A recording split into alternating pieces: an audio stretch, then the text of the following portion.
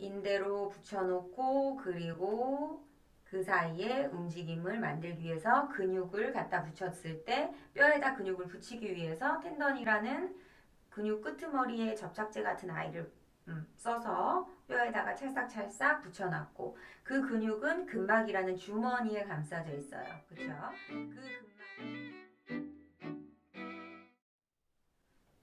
나왔습니다. 필라테스 강사 비나입니다. 비나토미 첫 번째 시간. 오늘은 내가 나라는 장난감 하나를 만든다 생각을 하시면서 우리 몸에 대해서 한번 공부해보는 시간을 갖도록 하겠습니다. 제일 처음 우리가 건물을 만들 때도 가장 먼저 시작하는 게 구조물을 받쳐주는 뼈대를 세워 올리는 게 먼저겠죠. 그것처럼 우리 몸 같은 경우도 우리의 몸을 장기를 보호하고 또 나를 서 있을 수 있게 만들어주는 일단 뼈대가 필요하겠죠. 물론 당연히 뭐 생물학적인 부분에서 뼈부터 만들어지진 않죠. 그냥 가볍게 생각을 하시면서 뼈는 뭐 다들 아실 거예요. 만져지는 뼈도 당연히 있고 살이나 뭐 어떤 대부분이 살이죠. 살에 가려져서 만지지 않는 뼈도 있지만 자, 내 몸의 뼈를 그리고 공부하실 때는 자꾸 만져보세요. 내 뼈가 어떻게 생겼는지 뭐 예를 들면 팔꿈치가 그냥 이렇게 접혀진다고 생각하지만 왜 얘는 뾰족하게 튀어나와인지 옆에 뭐가 이렇게 볼록하게 튀어나오는 애는 뭔지 이런 것들을 자꾸 내가 내 손으로 만져보고 느껴보시면서 공부하시면 저 같은 경우는 훨씬 더 도움이 많이 되더라고요. 제가 원래 책만 파는 스타일은 좀 안 돼서 그런 것 같긴 한데 다른 분들도 비나토미는 조금 더 쉽게 접근하는 아나토미라고 생각을 하시면서 좀 그냥 흘려 듣는다라고 들으셔도 괜찮아요. 저희 고양이가 왔습니다. 삐리 안녕하세요. 다시 본론으로 돌아와서 우리 뼈가 처음부터 착착착착 제자리에 있지 않겠죠. 레고나 뭐 블럭 같은 거 보시면 처음 올 때는 그냥 와구장창 한 박스에 들어있는 거를 내가 설명서를 보면서 하나하나 제자리에 끼워 맞추시는 거잖아요. 그것처럼 뼈도 그냥 한 무더기 뼈가 이렇게 있다고 상상을 해보세요. 그러면 그 뼈를 팔의 뼈는 팔의 위치에 놔야겠고 손가락의 뼈는 손가락의 위치에 놔야겠죠. 자, 그렇게 내가 뼈들을 요렇게 맞춰서 놨어요. 근데 블럭은 쏙쏙 끼워지지만 우리 뼈와 뼈가 그렇게 쏙 끼워진다면 이런 움직임이 나오지 않겠죠. 그래서 뼈와 뼈는 딱 끼워지지가 않고 둘을 연결해주는 연결고리가 필요해요. 그 연결고리가 되는 것들이 바로 인대, 리가먼트라고 하는 아이들이 되는 거예요.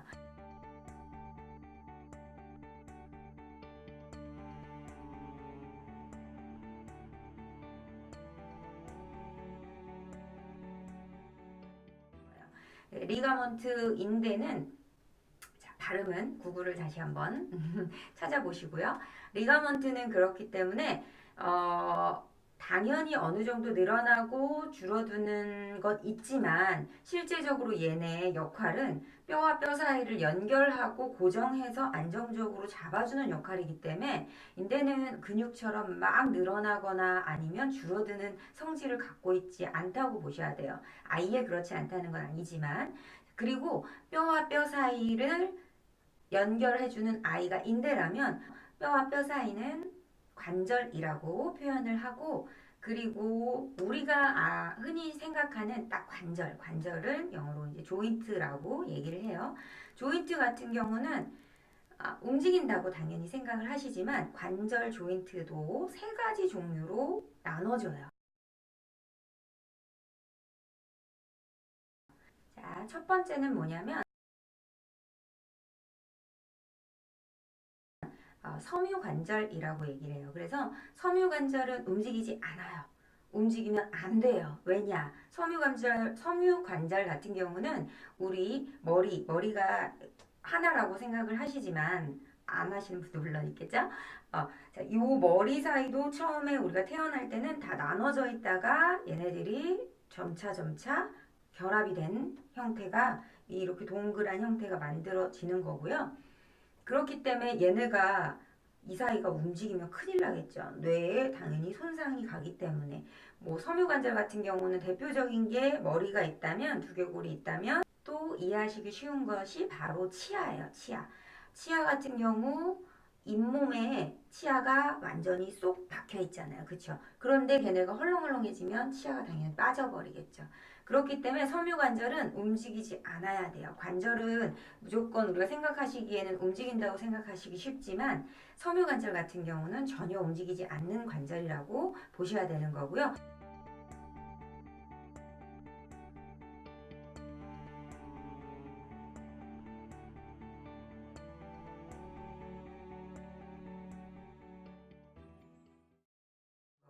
자, 두 번째는 바로 연골관절이라고 하는 애들이에요. 그래서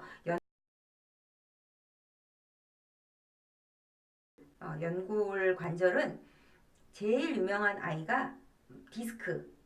뼈와 뼈 사이는 무조건 관절이라고 얘기를 했잖아요. 그런데 뼈와 뼈 사이에 연골이라는 조직이 하나가 더 들어가 있는 거예요. 그래서 디스크나 그리고 또 우리 골반과 골반 둘 사이에도 작게 연골 관절이 있어요. 존재해요. 그래서 연골 관절 같은 경우는 움직임이 없지 않아요. 움직임이 있지만 심하게 많은 움직임이 있지 않아요. 첫 번째 섬유관절의 움직임이 아예 없다면 연골관절은 움직임이 작게 있어요. 작게 있고 척추 같은 경우는 그 작은 움직임 여러 디스크들이 모여서 하나의 큰 움직임을 만들어내는 거죠.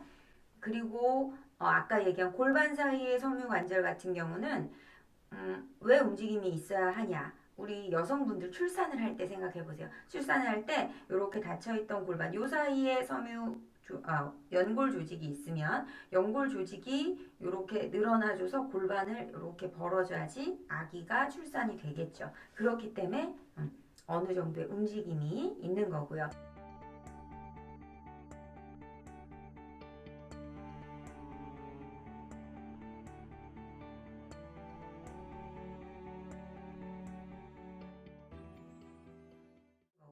마지막 세 번째가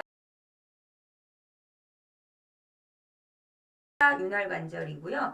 윤활관절이 우리가 흔히 아는 뼈와 뼈 사이의 관절이라고 생각하시면 돼요. 당연히 요런 움직임. 얘도 뼈와 뼈 사이가 되는 거고, 요런 움직임. 얘도 뼈와 뼈 사이가 되는 거고, 뭐 요런 움직임. 얘도 뼈와 뼈 사이가 되는 거죠. 요런 움직임들이 일어나는 걸 윤활관절이라고 해요.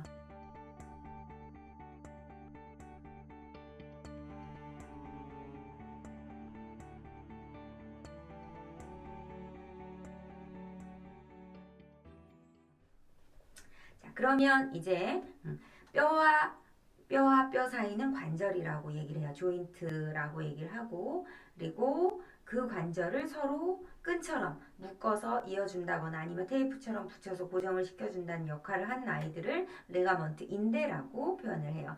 그래서 우리 왜 책 무더기를 이렇게 한 번만 끈으로 묶어서 들어 올렸을 때 앞뒤로 책이 쑥 빠져버리겠죠. 그랬을 때 조금 더 튼튼하게 하기 위해서 앞뒤로도 끈을 한 번 더 묶어서 이렇게 십자 모양으로 끈을 묶잖아요. 선물 포장하듯이. 그것처럼 불안정한 조직, 그러니까 한마디로 관절에는 인대들이 굉장히 많이 분포가 되어 있어요. 어깨 인대 하나, 요게 아니고 이 어깨 안에서도 불안정하기 때문에 어깨는 불안정할 수밖에 없는 게 대신 많이 움직이라고 불안정하게 할 수밖에 없는 거죠. 자, 요런 아이들 아니면 우리 고관절 같은 곳은 많은 인대들로 이루어져 있다고 보시면 되고요. 목 같은 경우는 우리 머리를 두개골을 경추 혼자 딱 받쳐주고 있잖아요. 그렇기 때문에 척추 전체에 뭐 여러 가지 인대들이 다 붙어 있지만 목에는 또 특별히 인대가 하나 더 크게 붙어 있어요. 경추에만. 그만큼 인대는 어떤 뼈와 뼈 사이에 안정성을 딱 잡아주는 역할을 한다고 보시면 돼요. 그런데 이 리가먼트라고 하는 인대는 한번 늘어나게 되면 다시 수축하는 성질이 없어요. 근육처럼 다시 수축하는 성질이 없기 때문에 그래서 발목을 한번 삐신 분 같은 경우는 계속 똑같이 같은 상황으로 많이 삘 수밖에 없는 게 한번 늘어난 인대 조직은 다시 회복을 시키기가 힘드세요. 찢어진 분 같은 경우는 아예 수술을 통해서 꼬매야 되지만 그래서 인대를 만약에 내가 다쳤다 하시면 굉장히 신경을 많이 쓰셔야 돼요. 특히 인대는 이미 늘어나서 다시 돌아오는 성질이 없기 때문에 주변의 근육들을 조금 더 강화를 많이 시켜줘서 안정성이 떨어져 있다는 얘기겠죠. 안정성이 떨어진 그 부위에 근육으로서 안정성을 조금 더 뒷받침해줘야 된다라고 생각을 하시면 될 것 같아요. 자, 그러면 이제 내가 뼈를 서로 인대로 붙여서 연결을 시켜서 이렇게 사람 모양을 만들어 놨어요. 만들어 놨는데 그냥 장식장에 올려놓고 얘만 쳐다보자니 뭔가 얘를 움직이게 만들어 주고 싶은 거야. 그랬을 때 뼈와 뼈 사이는 그냥 이렇게 묶여져만 있다면 움직임이 일어날 수 없겠죠. 그런 움직임을 만들어주는 역할을 하는 게 우리가 잘 알고 있는 근육, 머슬이 그 역할을 한다고 생각을 하시면 되는 거예요.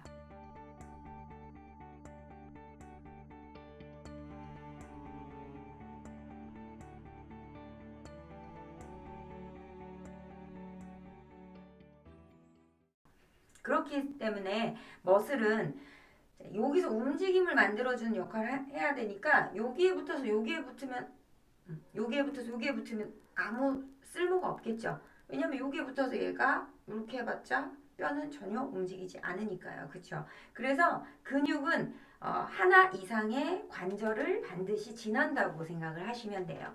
그 근육이 자 여기가 우리 팔꿈치죠. 팔꿈치 관절을 여기 붙어서 요렇게 수축을 시켰을 때 팔꿈치 관절을 움직여 준다고 생각을 하시면 돼요. 그런데 자, 이 근육이 덩어리가 있을 거 아니에요. 이 근육 덩어리를 뼈에다가 붙여놔야 돼. 그쵸? 뼈에다가 뭔가를 이용해 근육을 붙이려면 다시 또 붙여놓는 테이프가 필요하겠죠. 그 테이프가 바로 텐던이 되는 거예요. 건이라고 얘기를 하고요.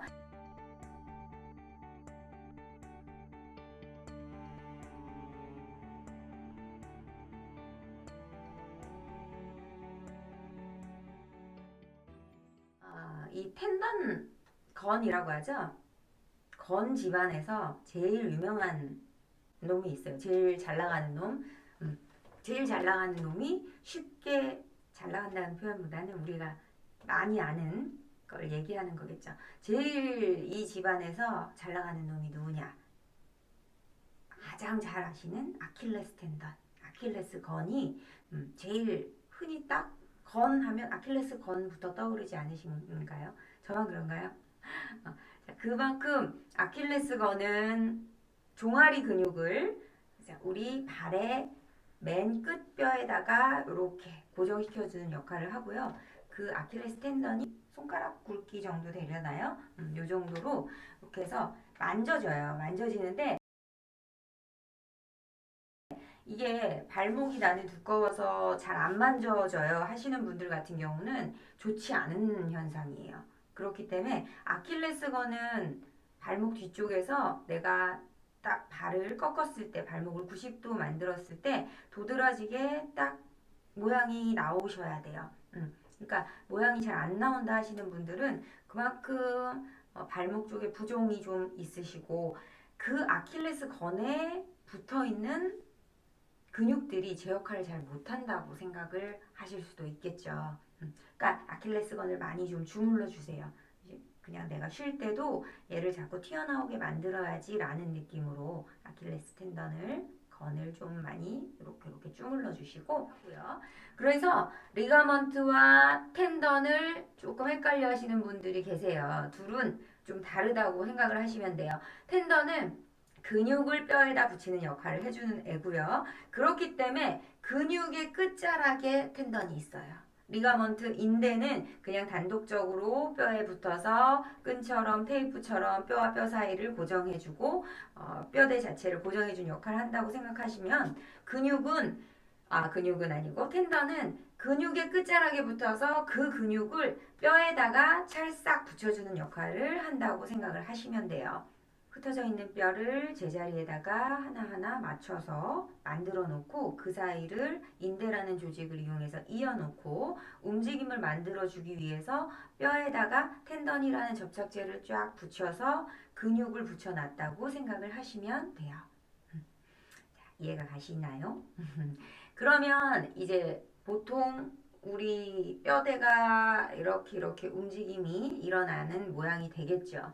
그런데 그 근육 자체를 또 근막이라는 아이가 이렇게 감싸고 있어요. 흔히 얘기해서 제가 자주 표현하는 게 순대처럼 순대 안에 당면이 들어있잖아요. 표현이 너무 웃긴가요?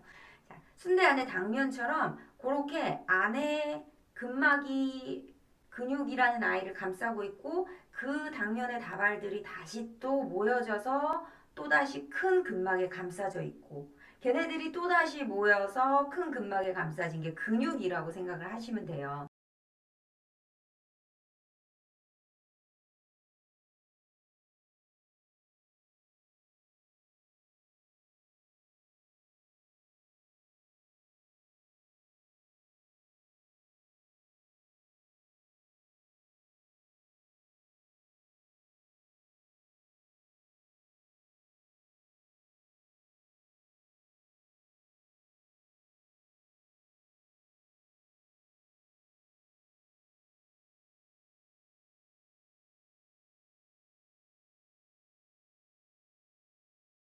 하시면 돼요. 그러니까 우리 근육은 사실은 근막 빼면 약간 물 같다고 생각을 하셔도 된다고 하더라고요. 자, 그것처럼 근막은 굉장히 중요해요. 근데 근막이 아까 얘기한 순대가 여러 개가 이렇게 착착착착 안에 당면 말고 뭐 순대 한 줄, 두 줄, 세 줄, 네 줄이 이렇게 쌓여져 있어요. 쌓여져 있을 때 공기 중에 노출이 됐는데 거기에 뭐 참기름이라든가 아니면 뭐 물 같은 게 없었을 때 둘이 말라서 쩍 달라붙겠죠. 그러면 그 하나의 순대를 이렇게 떼어내기 힘들 거 아니에요. 그쵸? 그래서 근막도 그 사이에 근육을 싸고 있는 그 근막도 부드러운 서로 간의 움직임이 있어야 돼요.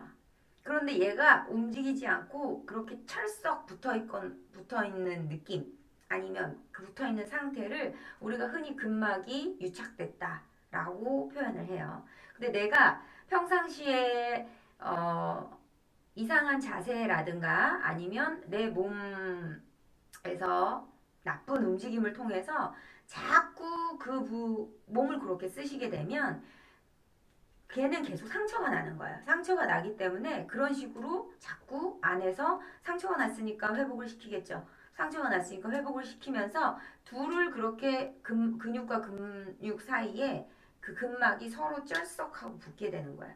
그런 분들은 아무래도 움직임을 할 때 뭔가 몸이 자꾸 여기만 움직이는 게 아니고 여기 하나를 움직이기 위해서 팔꿈치까지 움직인다던가 물론 실제 여기를 표현하는 건 제가 그냥 예를 쉽게 든 거지만 그렇게 근육이 하나의 단일한 움직임을 내지 않으려고 해요 자꾸. 음.